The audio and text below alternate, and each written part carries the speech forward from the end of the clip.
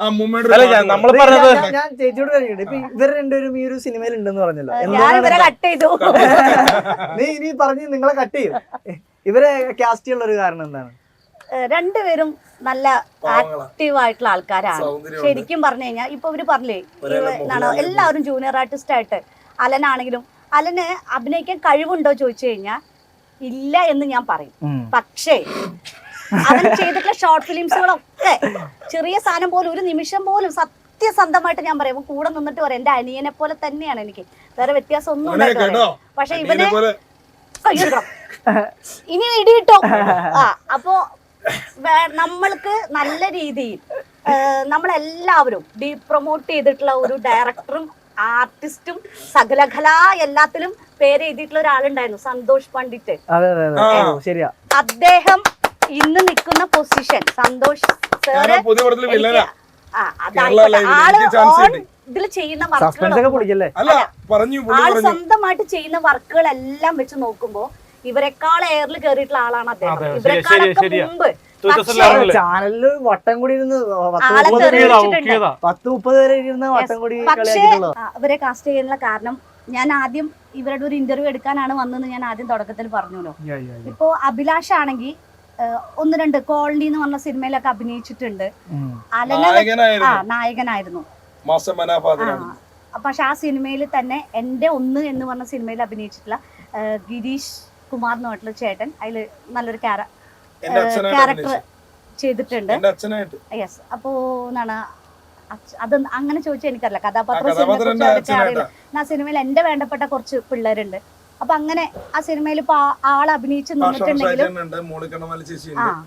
അങ്ങനെ. പക്ഷെ അലനെ കുറിച്ച് കേൾക്കുകയാണെങ്കിലും പറയുകയാണെങ്കിലും ഞാൻ പറഞ്ഞില്ലേ അലന്റെ ഷോർട്ട് ഫിലിംസ് അലൻ അഭിനയിച്ച എല്ലാ സാധനങ്ങളും ഞാൻ കണ്ടിട്ട് തികച്ച് കാണാനുള്ള മാനസികാവസ്ഥ ഇല്ലാത്തതുകൊണ്ട് ഞാൻ പലപ്പോഴും അവനെ ചീത്ത വിളിച്ചിട്ട് കാര്യമില്ല എന്നറിയുന്നതുകൊണ്ട് ഞാൻ കമ്മാന്നക്ഷരം മിണ്ടാറില്ല. പാവാണ്. അതിന് കാരണം എന്താന്ന് പറഞ്ഞാൽ ഒരു ഡയറക്ടറുടെ അതാണ് പറഞ്ഞത്, ഒരു ഡയറക്ടർ വിചാരിച്ചാൽ അവൻ അഭിനയിക്കണം എന്നുള്ള ആഗ്രഹമുണ്ട്. എന്നോട് എന്റെ സാറ് ചോദിച്ചിട്ടുള്ളത് ആഗ്രഹം ഉണ്ടോന്നാണ്, കഴിവുണ്ടോന്നല്ല. നിനക്ക് അഭിനയിക്കാൻ ആഗ്രഹമുണ്ടോ, അല്ലാതെ നിനക്ക് ഡയറക്റ്റ് ചെയ്യാൻ ആഗ്രഹമുണ്ടോ, നിനക്ക് ഡയറക്റ്റ് ചെയ്യണം എന്നുള്ളത് നിന്റെ എത്രത്തോളം വലിയ ഒരു പാഷനാണ് അല്ലെങ്കിൽ സ്വപ്നമാണ് എന്നാണ് ചോദിച്ചിട്ടുള്ളത്. അല്ലാതെ എനിക്ക് അതിനുള്ള കഴിവുണ്ടോന്നല്ല. കാരണം ആഗ്രഹമുണ്ടെങ്കിൽ പൗലോ കൊയ്ലോന്റെ തിയറിയാണ് ഈ, പക്ഷെ അതിനൊരു ഡെഡിക്കേറ്റഡ് കൂടി ആയിരിക്കും. അത് ആണ് എന്ന് എനിക്ക് തോന്നിയിട്ടുള്ള ചില കാര്യങ്ങൾ. അവൻ അല്ലെങ്കിൽ അവൻ തന്നെ സ്വയം പറയുന്ന ഒരു കാര്യമുണ്ട്. സസ്പെൻസ് പൊട്ടിച്ചിട്ടില്ല. ഞാനൊന്ന് പറഞ്ഞോട്ടെ, എന്റെ മനസ്സിൽ തോന്നി കേട്ടോ. ഈ പുതിയൊരു പടത്തിനെ കുറിച്ച് പറഞ്ഞില്ലേ, അതിലെ നായകന്മാര്, ആ 2 കഥാപാത്രം ചെയ്യുന്ന നായകന്മാര് സൂപ്പർ സ്റ്റാർ അഭിലാഷ് ഒട്ടായം, അല്ലേന്ന് ചോദിക്കാം. അല്ലേ? സസ്പെൻസ് ആണ്, ഞാൻ പറയില്ല കേട്ടാ. അത് അവിടെ നിൽക്കട്ടെ. അവര് സസ്പെൻസ് വിളിക്കണ പോലെ ഞാൻ എന്തായാലും സസ്പെൻസ് വിളിക്കാൻ ഞാൻ തയ്യാറല്ല. അപ്പോ ഇവരുടെ ഇത് ഇപ്പൊ ഞാൻ പറഞ്ഞ പോലെ ആദ്യം സന്തോഷ് പണ്ഡിറ്റ് സാറിന്റെ കാര്യം, അദ്ദേഹം സ്വയം ചെയ്യുന്ന കാര്യങ്ങളിൽ അദ്ദേഹത്തെ ലീഡ് ചെയ്യാൻ അന്നും ഇന്നും ബഹുമാനിക്കപ്പെട്ട ആൾക്കാരെ നമ്മൾ ഒന്ന് നിർത്തിക്കേ. ഒരു കാര്യം ഇവിടെ സംസാരിക്കണതിന്റെ ഇടയിൽ ഇനി കയറി പറഞ്ഞ ഞാൻ ഇവിടെ നിന്ന് ഇറങ്ങിപ്പോട്ടാ. ഞാൻ കാര്യമായിട്ട് പറയാണ്. അപ്പോ അദ്ദേഹം സ്വയം ചെയ്തിട്ടുള്ള കാര്യങ്ങൾ, ഇപ്പൊ ഞാൻ സ്വയം ഒരു സംഭവം ചെയ്യുകയാണെങ്കിൽ എന്നെ ലീഡ് ചെയ്യാൻ ഒരാളില്ലെങ്കിൽ ഫ്ലോപ്പായി പോകും എന്നുള്ളത് 100% ഉറപ്പാണ്. ഇപ്പോ അലൻ ചെയ്തിട്ടുള്ള വർക്കുകളിൽ ഞാൻ കണ്ടിട്ടുള്ളതിൽ ഏറ്റവും വലിയൊരു ഡ്രോബാക്ക് അങ്ങനെയാണ്. അലനെ ലീഡ് ചെയ്യാൻ അല്ലെങ്കിൽ അലൻ പറയുന്ന കാര്യങ്ങൾ കറക്റ്റായിട്ട് അത് ചെയ്തെടുക്കാൻ ഒരു ഡയറക്ടർക്ക് സാധിക്കാതെ പോയിട്ടുള്ളത് അവന്റെ പ്രശ്നമായിരിക്കില്ല. അത് ചിലപ്പോൾ ആ ഡയറക്ടറുടെ അറിവില്ലായ്മയായിരിക്കും, അല്ലെങ്കിൽ അയാളുടെ എക്സ്പീരിയൻസ് കുറവായിരിക്കും. എക്സ്പീരിയൻസ് എല്ലാത്തിനും ഒരു ഇമ്പോർട്ടൻസ് ആയിട്ടുള്ള ഒരു കാര്യമാണ്. അപ്പോൾ ഞാൻ അഭിനയിച്ചിട്ടുള്ള ചില വർക്കുകളുണ്ട്, ഞാൻ ഡയറക്റ്റ് ചെയ്തിട്ടുള്ള വർക്കുകളുണ്ട്. രണ്ടും തമ്മിൽ ഒരുപാട് വ്യത്യാസമുണ്ട്. ഞാൻ ഡയറക്റ്റ് ചെയ്യണ വർക്കിൽ ഒരിക്കലും ഞാൻ അഭിനയിക്കില്ല. കാരണം എന്താ, അഭിനയിച്ചിട്ടില്ല, ലീഡിങ് ക്യാരക്ടർ ചെയ്തിട്ടില്ല, അല്ലാതെ ചെയ്തിട്ടുണ്ട്, അഭിനയിച്ചിട്ടുണ്ട്. ഞാൻ ആദ്യം സ്റ്റാർട്ടിങ് അഭിനയത്തിലൂടെ വന്നതാ. ഞാൻ +1 പഠിക്കുന്ന 10th കഴിഞ്ഞിരിക്കുന്ന സമയം മുതൽ അഭിനയത്തിലാണ്. രണ്ടും കൂടി ചെയ്യാൻ പറ്റില്ല എന്നതുകൊണ്ടാണ്. അതെ, എനിക്ക് ഡയറക്ഷൻ ചെയ്യുകയാണെങ്കിൽ ഡയറക്ഷനിൽ മാത്രം, അല്ലെങ്കിൽ എനിക്ക് പിന്നില് എന്റെ അസോസിയേറ്റോ എന്റെ ചീഫോ അങ്ങനെ എക്സ്പീരിയൻസ് ഉള്ള ഒരാൾ. ഇപ്പൊ അങ്ങനെയാണ് ഞാനിപ്പോ ഒരു വർക്ക് ചെയ്തു, പറന്ന് എന്ന് പറഞ്ഞിട്ടൊരു വർക്ക് ഞാൻ ചെയ്തു. ആ വർക്കിന് എനിക്കിപ്പോ 4 അവാർഡ്, 4 ഷോർട്ട് ഫിലിം ആണത്, 4 ഇന്റർനാഷണൽ ഫിലിം ഫെസ്റ്റിവലിൽ നിന്ന് എനിക്ക് 4 അവാർഡ് വന്നു. അതിൽ ഒരു award jury mention best director അവാർഡാണ്. പിന്നെ എൻ്റെ ഷോർട്ട് മൂവിയിൽ ബെസ്റ്റ് ആക്ടർ അവാർഡ് കിട്ടി, ബെസ്റ്റ് ഷോർട്ട് ഫിലിം അവാർഡും. അത് ഇന്റർനാഷണൽ സ്റ്റാർ ഫിലിം ഫെസ്റ്റിവലിലാണ് ഈ 3 അവാർഡുകളും എനിക്ക് വന്നിട്ടുള്ളത്. പിന്നെ റെഡ് കാർണിവലോ അങ്ങനെ എന്തോ ഒരു ഷോർട്ട്, അതും ഒരു ഇന്റർനാഷണൽ ഫിലിം ഫെസ്റ്റിവലാണ്. അതിലും അതുപോലെ ബാബാ സാഹേബ് ദാദാ സാഹേബ് ഫിലിം ഇന്റർനാഷണൽ ഫെസ്റ്റിവലിലൊക്കെ മൂവിക്ക് ഒഫീഷ്യലി സെലക്ഷൻ എന്നുള്ള ഒരു അവാർഡ്. ഇങ്ങനെ ഈ ഒരു ഷോർട്ട് ഫിലിമിന് അതിൽ ഞാനാണ് ലീഡിങ് കഥാപാത്രം ചെയ്തിട്ടുള്ളത്. അതിൻ്റെ അപ്പോഴാണ് എനിക്ക് അതിൻ്റെ ഒരു ചെറിയൊരു ഇത് മനസ്സിലായിട്ടുള്ളത്. കാരണം അഭിനയവും ഡയറക്ഷനും കൂടെ ഒരുമിച്ച് കൊണ്ടുപോകുമ്പോൾ എനിക്ക് ഒന്നില്ലെങ്കിൽ അത് ഡയറക്ടർ എന്നുള്ള നിലയ്ക്ക് എനിക്ക് അതിൻ്റെ എഡിറ്റിങ്ങിന് ഇരിക്കുമ്പോൾ എനിക്ക് അതിൽ ഒരുപാട് പോരായ്മകൾ ഫീൽ ചെയ്തു. അപ്പോൾ ഞാൻ വിചാരിച്ചു ഡയറക്ഷനും അഭിനയവും കൂടെ ഒരുമിച്ച് പോയാൽ ഏതെങ്കിലും ഒരെണ്ണം പാളും എന്നുള്ള കാര്യം എനിക്ക് 100% ഉറപ്പായിട്ടുള്ളൊരു കാര്യമാണ്. പക്ഷേ അതിനു മുമ്പ് ഞാൻ ചെയ്തിട്ടുള്ളത് ഫുള്ളും അഭിനയിച്ചിട്ടുള്ളത് എൻ്റെ തന്നെ ഗുരുസ്ഥാനത്ത് നിൽക്കുന്ന ആൾക്കാരോ അല്ലെങ്കിൽ എൻ്റെ ഫ്രണ്ട്സിൻ്റെയോ വർക്കുകളിലാണ്. അപ്പോൾ അത് പെർഫെക്റ്റ് ആയിട്ട് അഭിനയം അത്യാവശ്യം കുഴപ്പമില്ല രീതിയിൽ അങ്ങനെ ചെയ്തു പോയി. ഡയറക്ഷൻ സൈഡ് ശ്രദ്ധിക്കേണ്ടി വന്നില്ല. പക്ഷേ ഡയറക്ഷൻ സൈഡിലേക്ക് വരുമ്പോൾ അത് മാത്രം കോൺസെൻട്രേറ്റ് ചെയ്തില്ലെങ്കിൽ, കാരണം ഒരു സിനിമയുടെ കപ്പിത്താൻ ഡയറക്ടറാണ്, അല്ലെങ്കിൽ അതിന് തുല്യം നിൽക്കുന്ന ഒരാൾ നമുക്കിവിടെ ചീഫായിട്ട് ഇല്ലെങ്കിൽ എന്നെ പോലെ പുതിയൊരാൾക്ക് പണി പാളും.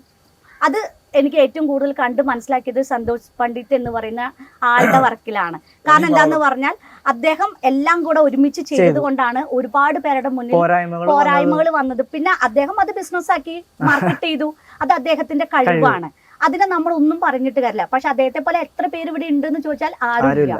അതേപോലെ തന്നെയാണ് അലനെ എനിക്ക് കാണുമ്പോൾ, അലനെ ഞാൻ പരിചയപ്പെട്ട സമയത്തും അലന്റെ പിന്നീട് വർക്കുകൾ ഞാൻ ശ്രദ്ധിക്കുമ്പോഴും കണ്ടിട്ടുള്ളത്, അലനെ അറിയാം, അവന് ആഗ്രഹമുണ്ട്. ആഗ്രഹമുള്ളത് കൊണ്ടാവും അവൻ എന്നോട് ചേച്ചി എന്ന് പറഞ്ഞ് ആവശ്യപ്പെട്ട കാര്യം അതായതുകൊണ്ടും ഒരെണ്ണം എനിക്ക് അവനെ വെച്ച് ചെയ്ത് നോക്കണം. പരാജയമാണെങ്കിൽ അത് അവിടെ വെച്ച് ഉപേക്ഷിക്കുക, പരാജയമല്ലെങ്കിൽ പിന്നീടുള്ള വർക്കുകളിലെല്ലാം നമ്മുടെ ഒരു കൂട്ടായിട്ട് തന്നെ പരാജയം അത് അവന്റെ ഇതിലാണ് വരുന്നത്. പരാജയം എന്ന് പറഞ്ഞാൽ ഞാൻ പറഞ്ഞു കൊടുക്കുന്ന കാര്യങ്ങൾ ഇപ്പൊ കാണിക്കുന്ന കോമാളിത്തരങ്ങൾ പോലെ ആയിരിക്കില്ല നമ്മുടെ ഒരു ടീമിൽ വരുമ്പോൾ. അതിന് അതിൻ്റെതായിട്ടുള്ള ഒരു മാറ്റങ്ങൾ, അത് ഞാൻ നേരത്തെ ഇവരോടൊക്കെ പറഞ്ഞിട്ടുണ്ട്. കാരണം ഇവനെ കൊണ്ട് ആൾക്കാർ ചെയ്യിപ്പിക്കുന്നതാണെന്ന് എനിക്ക് നന്നായിട്ട് അറിയാം. അത് അവർക്ക് വേണ്ടിയിട്ടോ അല്ലെങ്കിൽ അവനെ റീച്ച് ചെയ്യിപ്പിക്കാൻ വേണ്ടിയിട്ടോ അതെന്തോ ആയിക്കോട്ടെ, അത് ഞാൻ ഇടപെടുന്നില്ല. അത് അവരുടെ ഒരു പേഴ്സണൽ ഒരു പ്രൊമോഷനായിട്ട് മാത്രം എടുക്കുക. ആ പ്രൊമോഷനെ നമ്മൾ ചെയ്യുന്ന വർക്കുകളിലേക്ക് നമ്മൾ ഉപയോഗപ്പെടുത്തുക.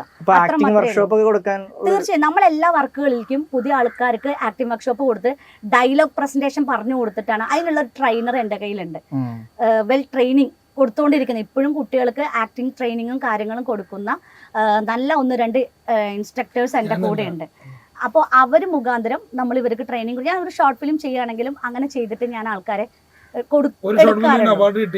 അതാണ് ഇപ്പൊ ഞാൻ പറഞ്ഞത്. 1 അല്ല 4 അവാർഡാണ് അതിന് വന്നിട്ടുള്ളത്. അതാണ് ഇപ്പൊ ലാസ്റ്റ് കിട്ടിയത്. ഇപ്പോ ഈ വരുന്ന 26-ന് നമ്മുടെ ഗോകുലം കൺവെൻഷൻ സെന്ററിൽ വെച്ചിട്ട് ഈ ഫിലിം ഇന്റർനാഷണൽ സ്റ്റാർ ഫിലിം ഫെസ്റ്റിവലിന്റെ ഇതാണ് നടക്കുന്നത്. അതായത് പ്രൈസ് ഡിസ്ട്രിബ്യൂഷൻ ആണ്. അപ്പൊ അന്ന് നമുക്ക് ഇൻവിറ്റേഷൻ വന്നിട്ടുണ്ട് ആ ഒരു ഇതിലേക്ക്. അപ്പൊ എന്തായാലും ജൂറി മെൻഷൻ ബെസ്റ്റ് ഡയറക്ടർ ആയതുകൊണ്ട് തീർച്ചയായും പോയി വാങ്ങിക്കണം എന്നുണ്ട്. എൻ്റെ മൂവിക്ക് 3 അവാർഡാണ് അതിൽ. Best director, jury mention, best actor award, best movie award എന്ന് പറഞ്ഞിട്ട് ആ ഷോർട്ട് ഫിലിമിന് അത്രയും അവാർഡ്. അത് ഞാൻ ഈ ഡബിൾ റോൾ ചെയ്തിട്ടാണ് എനിക്ക് വന്നത്. എന്നിട്ട് എനിക്ക് അതിൽ ഒരു 80% ഞാൻ ഡയറക്ടർ എന്ന് പറഞ്ഞിട്ട് സാറ്റിസ്ഫാക്ഷൻ ഉള്ളൂ. 50% ആക്ടർ എന്നുള്ള നിലയ്ക്ക് ഞാൻ ആ ഷോർട്ട് ഫിലിമിൽ സാറ്റിസ്ഫാക്ഷൻ ഉള്ളൂ. കാരണം ഡബിൾ റോൾ ചെയ്താൽ മാത്രമല്ല അന്ന് എനിക്ക് കുറച്ച് ഹെൽത്ത് ഇഷ്യൂസും കൂടെ ഉണ്ടായിരുന്നു. ഇതാണ് എൻ്റെ പുതിയ വർക്ക്. ഇപ്പോൾ കഴിഞ്ഞിട്ട് ഏകദേശം 2 months ആ വർക്ക് കഴിഞ്ഞിട്ട് ആയിട്ടുള്ളൂ. ഇനി ചെയ്യാൻ പോകുന്നത് ഒരു വലിയൊരു പ്രൊജക്റ്റ് സിനിമയാണ്, തിയേറ്റർ മൂവിയാണ്. ഞാൻ ഒന്ന് ചെയ്ത പോലെ തന്നെ ഒരു ഗ്രൂപ്പ് ഫണ്ടിങ്ങിലൂടെ ഞങ്ങൾ കുറച്ച് പേര് എന്താണ് അതിൽ അതന്നെ പ്രൊഡക്ഷൻ എൻ്റെ തന്നെയാണ്. ആ ഒരു ഇതിലേക്ക് വന്നിട്ട് അത്യാവശ്യം ചെറിയ കുറച്ച് ആർട്ടിസ്റ്റുകൾ ഉണ്ടാവും. ബിസിനസ്സാണ് പടം. അതിലും ഇവർ 2 പേരും ഉണ്ട്. ഇവർ മാത്രമല്ല, ഇവർ 2 പേരും എൻ്റെ കൂടെ നിൽക്കുന്നത് കൊണ്ട് ഞാൻ ഇവരെ മെൻഷൻ ചെയ്തു എന്നേ ഉള്ളൂ. ഇതിലും കൂടുതൽ ആളുകൾ നമ്മുടെ കൂടെ ഉണ്ടാവും. അതും ചെറിയൊരു പ്രണയം, ഫ്രണ്ട്ഷിപ്പ് ബോണ്ടിങ് കാണിക്കുന്ന ഒരു സ്റ്റോറിയാണ്. സ്റ്റോറി നമ്മുടെ ഒരു ഫ്രണ്ടിൻ്റെയാണ്. റൈറ്റിംഗ് കാര്യങ്ങളൊക്കെ നമ്മൾ അതിൻ്റെ ഫസ്റ്റ് ഡ്രാഫ്റ്റ് കഴിഞ്ഞു. അതാണ് നമ്മുടെ പുതിയ പ്രോജക്റ്റ്. അതിന് പുറമെ എൻ്റെ തന്നെ ഡയറക്ഷനിൽ വരുന്ന വേറൊരു ചെറിയൊരു മൂവി ഞാൻ പറഞ്ഞില്ലേ പോസ്റ്റ് പ്രൊഡക്ഷൻ സൈഡിൽ നിൽക്കുകയാണ്. അതിലൊരു സോങ്ങും ഒരു ഫൈറ്റും കൂടെ എടുക്കാനുണ്ട്. അത് ഈ വർഷം തന്നെ നമ്മൾ റിലീസ് ചെയ്യാൻ ഉദ്ദേശിക്കുന്നത്. അതൊരു എൻ്റർടൈൻമെൻറ്റ്. അതും ഈ പറഞ്ഞ പോലെ നടന്ന ഒരു കഥയാണ്. ആ നടന്ന കഥയിൽ സിനിമാറ്റിക് രീതിയിൽ ഞങ്ങൾ ചില ചേഞ്ചസ് ഒക്കെ വരുത്തി ആർക്കും പ്രശ്നമല്ലാത്ത രീതിയിൽ നല്ലൊരു എൻ്റർടൈൻമെൻ്റ് ആക്കിയിട്ട്, ഒരു കല്യാണമാണ് സബ്ജക്റ്റ്. അത് നമ്മളിപ്പോൾ റിലീസ് ചെയ്യും ഈ വർഷം തന്നെ.